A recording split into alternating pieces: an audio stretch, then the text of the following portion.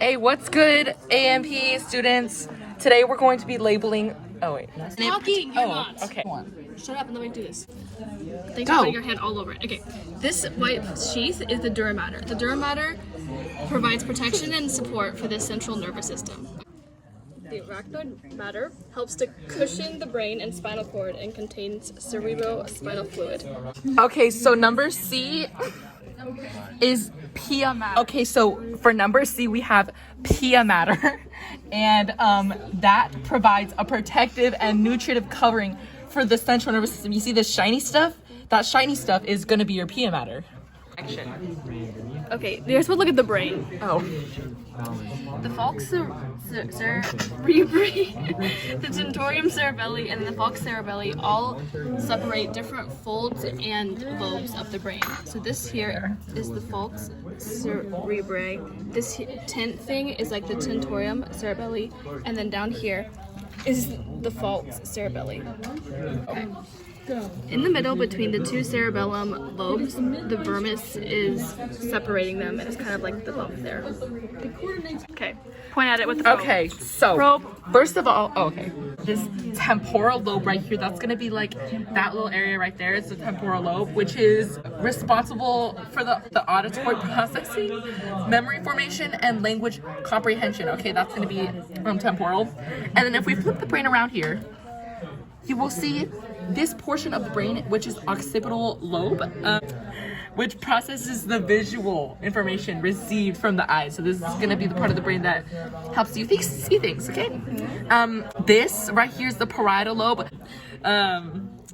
Processes sensory information from the body, including touch, pressure, temperature, and pain. That's the parietal. Okay. And then the frontal controls voluntary movement, speech, production, decision making, and problem solving.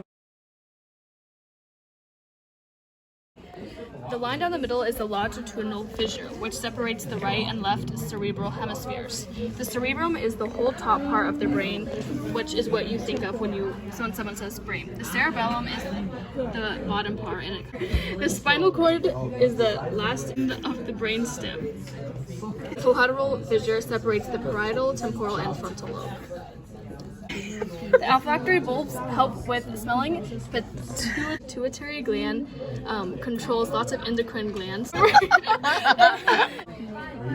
The pons is the part of the brainstem that plays a role in sleep, respiration, swallowing, bladder control, and facial expression. The medulla is in charge.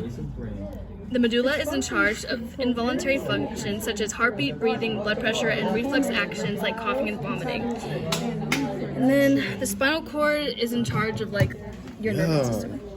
Go. Okay, so here we got the optic nerve, which is that little bow thingy, and then it sends the signals to the occipital lobe, which helps you see. Okay, so here we got like the little midsection of the brain. You see that?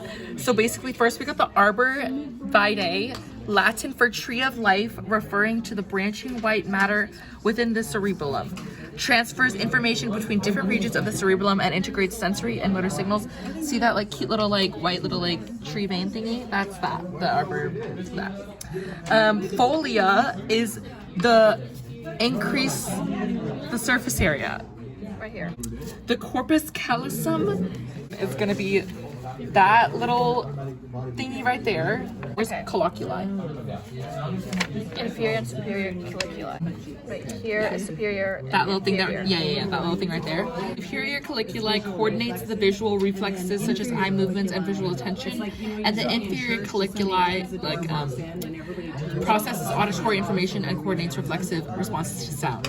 Ventricle. Right there. Right there. Oh, that? Yeah. Okay, so that's going to be the lateral ventricle. That produces and circulates cerebrospinal fluid, producing buoyancy and production to the brain. Thank you. Okay, and the midbrain is going to be right there. Point at it with the probe. Oh, that midbrain right there acts as a relay station for auditory and visual information and plays a role in motor movement. So the hypothalamus Where did that be at? That's kind of like control like the memory.